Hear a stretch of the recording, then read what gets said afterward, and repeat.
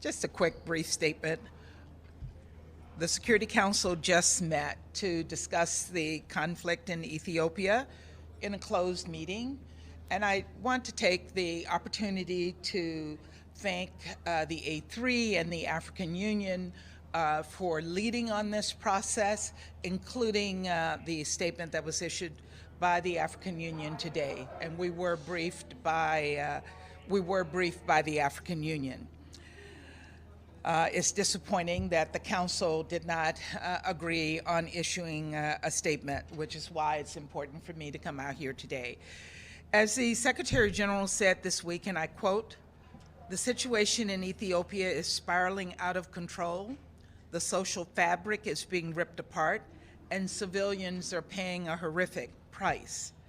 In the past week alone, we've seen a serious uptick in fighting and violence. Thousands of Ethiopian, Eritrean, TPLF forces are engaged in active combat. The scale of the fighting and deaths rival what we're seeing in Ukraine, and innocent civilians are being caught in the crossfire.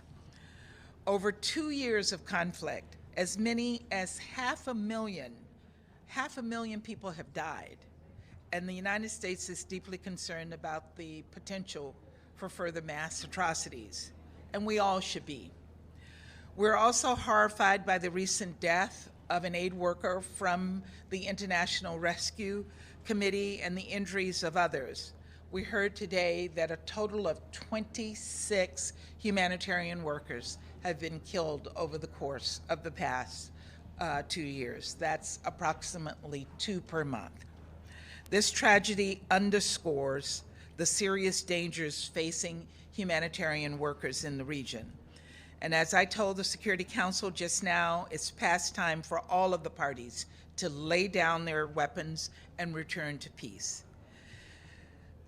It is past time for a cessation of hostilities and for unhindered humanitarian access to all those in need.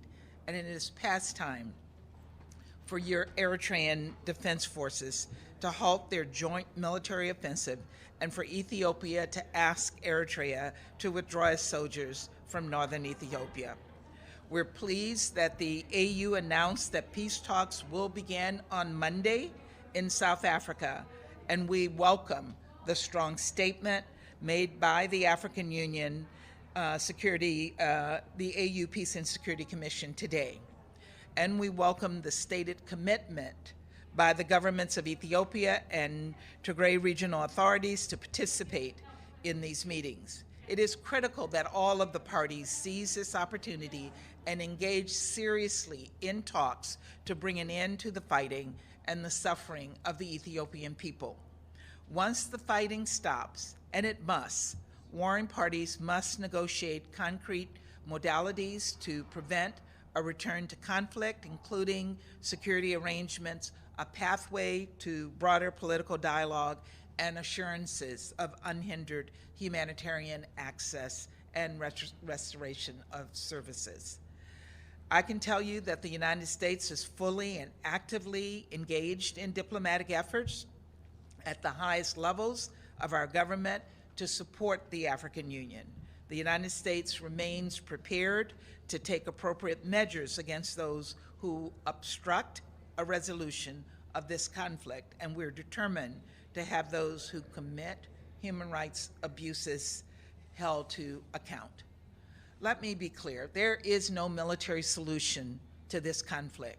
The only path forward is for the parties to pursue a negotiated settlement through peace talks, and we must prevent the region from spiraling further out of control. There's no time to waste. Thank you very much. Thanks, Sorry, we got it wrong.